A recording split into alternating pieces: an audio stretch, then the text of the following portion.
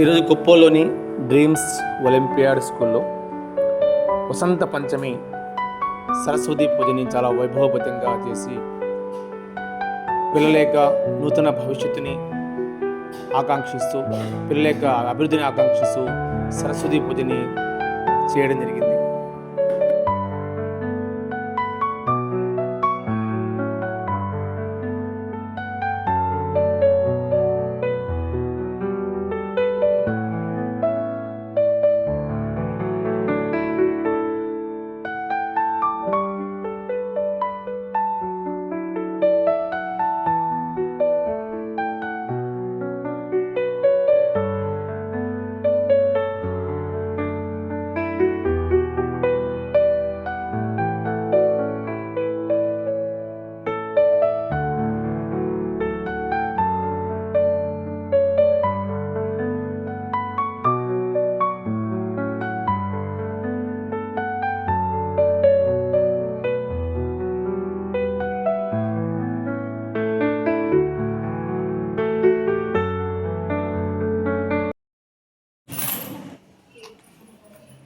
వాళ్ళు డబ్బులు పెట్టి సార్ తొమ్మిదిన్నర ఒకటే కూడా సరిపోతుంది. డబ్బులు కూడా దాచుకోండి. 5,000 రూపాయలు చెప్పండి. పూర్వ దిగ్భాగే అందరూ చెప్పండి. శచీదేవి సమేత ఇంద్రం లోకపాలకం ఆవాహయామి స్థాపయామి పూజయామి ఇంద్రాయ నమః అని చెప్పుకోండి. సరే కదా. పూర్వ దిగ్గు అంటే తూర్పు వైపున ఇంద్రుడు కాదు, తూర్పుని చూడండి, సూర్యుని చూడండి అని చెప్తారు.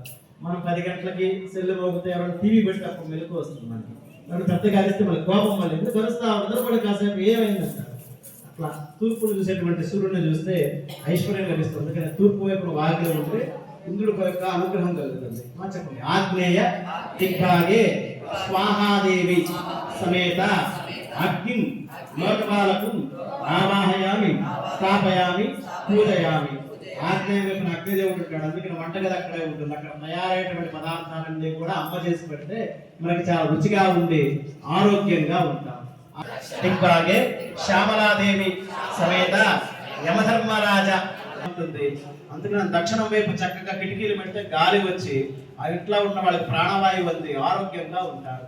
చెప్పండి. నైరుతి ముందు పెద్ద కోశాగారాలు ధనాగారాలు అట్లాగే ఆయుధశాలలో పెట్టేవాళ్ళు. అంటే వాటికి అవసరం లేకుండా యుద్ధానికి వెళ్ళేటప్పుడు ఆయుధాలు తీసేవాళ్ళు. కాబట్టి బరువైన వస్తువులను అక్కడ పెట్టేవాళ్ళు.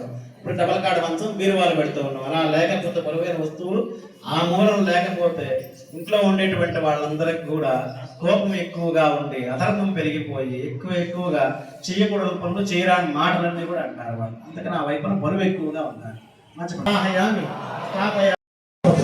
పక్కన వాళ్ళు ప్లేట్ లాగేస్తాను నన్ను అయిపోయి చేయకూడదు. కాబట్టి కేతు యొక్క లక్షణం ఏంటిరా అంటే ఇతరుల గురించి పట్టించుకోకుండా వీళ్ళ గురించి కూడా పట్టించుకోకుండా మెతమరుపుతనంగా ఉంటూ ఒళ్ళు బద్ధకంగా ఉంటూ ఎక్కువగా ఆలోచన చేస్తూ ఇక్కడ ఉన్నటువంటి వాటి గురించి ఏది కూడా గమనించకుండా ఆకాశం వైపు చూస్తూ అక్కడ ఎవరో ఉన్నారు అక్కడ ఉండాలి నేను అనేటువంటి భావంలో ఉంటారు. అది కేతు యొక్క లక్షణం. కేతు గణాయ నమః అని చెప్పారు.